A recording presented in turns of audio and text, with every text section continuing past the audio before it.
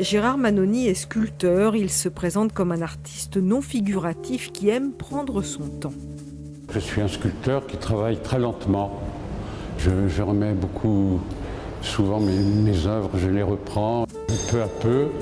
On trouve un équilibre qui vous convient, et tant que cet équilibre n'est pas trouvé, on continue à travailler sur l'œuvre.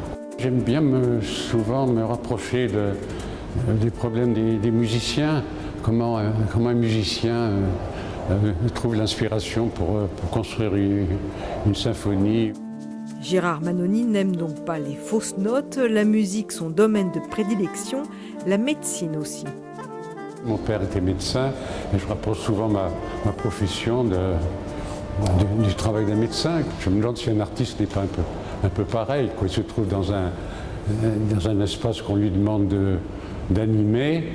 Il faut bien qu'il trouve quelque chose qui ne soit pas malade, qui tienne debout. Gérard Manoni a travaillé plusieurs matières, la pierre et le plâtre à ses débuts, puis le bois, le métal, l'acier, l'aluminium. Son attachement à Saint-Quentin en Yvelines est particulier. C'est 20 ans de ma vie de sculpteur, explique-t-il en souriant. Dans les années 70, il travaille en effet conjointement avec l'architecte de la gare de Saint-Quentin en Yvelines pour produire un escalier extérieur. Mais le projet n'aboutit pas. 20 ans plus tard, Gérard Manoni revient à Guyancourt pour y réaliser la place Jacques Brel.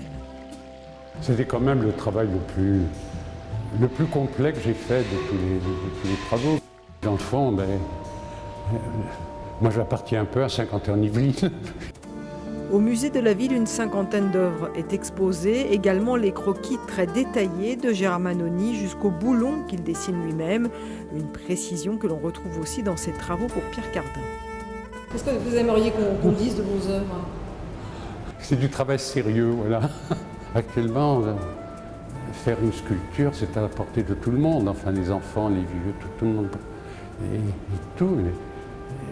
S'il n'y a pas vraiment une profondeur de pensée, s'il n'y a pas un sérieux, je crois que ce n'est pas la peine de faire de la sculpture.